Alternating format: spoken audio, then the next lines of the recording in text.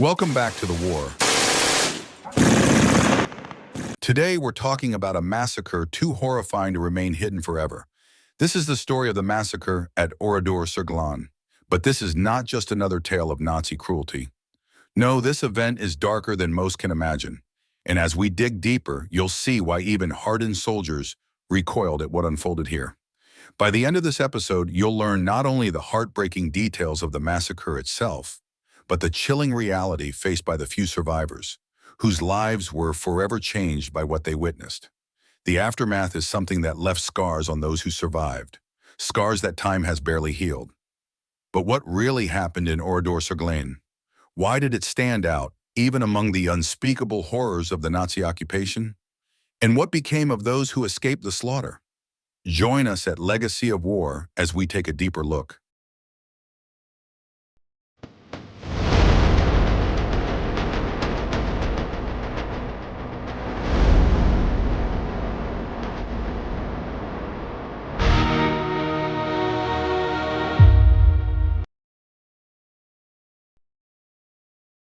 The setting, Oradour-sur-Glane, a quiet village in France. Our story begins in the sleepy, picturesque village of Oradour-sur-Glane, nestled in the heart of France. Before the war, it was the kind of place where everyone knew each other, and life moved slowly. It was isolated from the surrounding chaos of World War II until the war came to its doorstep in June 1944.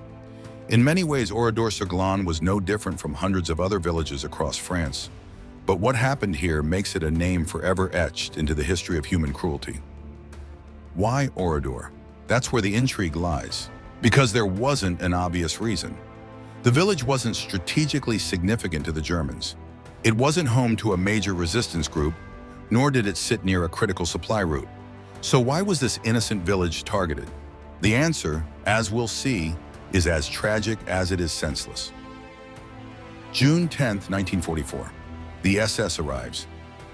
The SS Panzer Division Das Reich, under the command of Adolf Dieckmann, was moving through France after the Allied invasion at Normandy. Their orders? Help stop the Allied advance from Normandy. Early on the morning of the 10th of June 1944, Dieckmann had been approached by two members of the Milice, a paramilitary force of the Vichy regime. They claimed that a Waffen-SS officer was being held prisoner by the French resistance in a nearby village.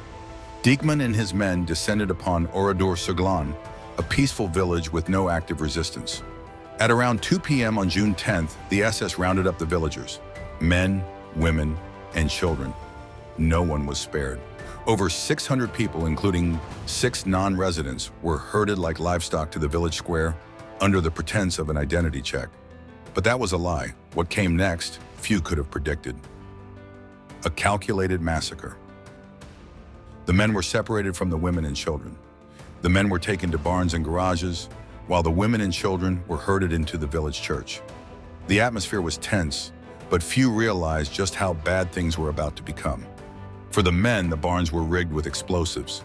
Machine guns were positioned, ready to cut them down. The SS opened fire. It wasn't just a quick execution. It was a deliberate, calculated massacre. Some men survived the initial gunfire, only to be burned alive as the barns were set ablaze. But what about the women and children in the church? Well, this is where the story gets even darker. The SS set off an incendiary device in the church, a device designed to burn, not explode. Women and children scrambled, trapped inside as the flames engulfed them. Those who tried to escape through the windows were met with bullets from the waiting SS soldiers outside. This wasn't just murder. It was annihilation, designed to send a message. But to who and why here? These are the questions that still linger to this day.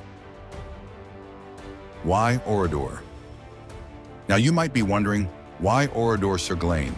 Why this village with no direct ties to the resistance? Historians still debate the exact reasons. Some believe it was a case of mistaken identity, that the SS had confused Oradour-sur-Glane with another village that was actively supporting the resistance. Others argue it was simply an act of terror, a way to intimidate nearby villages into submission. But whatever the reason, the massacre remains one of the most senseless and brutal acts of the war. And here's where the story takes an even darker twist. Not everyone in Oradour was killed that day. A few managed to survive the massacre, either by sheer luck or extraordinary willpower. The survivors. Unbelievable stories of escape. One of the most incredible stories comes from a woman named Marguerite Ruffenche. She was one of only 6 people to escape the church, where nearly 500 women and children were killed. As flames consumed the building and gunfire rang out, she somehow managed to crawl through a small window, despite being shot 5 times by the SS. Marguerite then played dead, hiding among the corpses of her fellow villagers until the SS had left.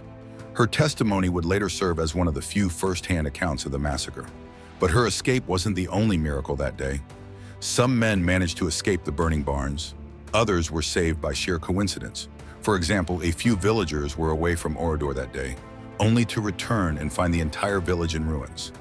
Imagine returning home to find your entire family, your neighbors, your friends, all gone, wiped out in a single afternoon.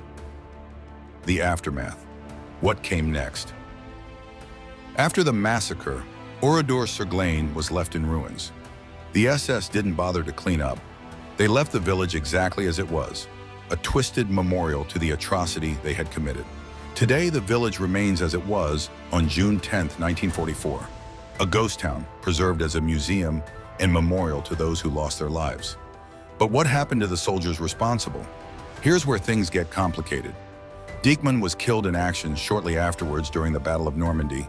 Many of the 3rd Company, which had conducted the massacre, were also killed in action. After the war, the surviving 65 SS soldiers involved in the massacre were put on trial. However, many escaped justice. Some were given lenient sentences, while others simply vanished into the chaos of post-war Europe. This has left a bitter legacy, particularly for the survivors, who had to live knowing that many of the men responsible for the deaths of their families walked free. The legacy of Oradour-sur-Glane. The story of Oradour-sur-Glane didn't end in 1944. It continued through the survivors, those who lived to tell the tale, and the families left behind. It's a story of survival in the face of unimaginable horror, but also of injustice. Because despite the trials, the perpetrators of the massacre largely went unpunished. The ruins of the village remain as a haunting reminder of what happened that day. Walking through its silent streets, you can still see the burnout cars, the abandoned homes, the church where so many perished. But more than that, the story of Oradour-sur-Glane serves as a stark reminder of the depths of human cruelty and the importance of remembering, so that such atrocities are never repeated. A massacre too dark even for the Nazis? So why was this massacre too dark even for the Nazis? Well, it was not only the scale and brutality of the killings, but the reaction of even some within the German ranks. Dijkman's superiors were reportedly appalled by the massacre. While many horrific events occurred during the Nazi occupation of France, the massacre at Oradour-sur-Glane stood out as an act of such cruelty and recklessness that it shocked even other SS leaders. The village, now preserved as a memorial, continues to echo the horrors of that day. If there's one thing we can learn from Oradour-sur-Glane, it's that in the face of unspeakable evil, stories like these must never be forgotten.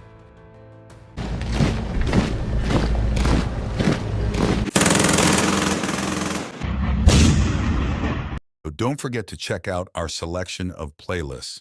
We cover other wars like Vietnam, the World Wars, as well as Viking and Roman times.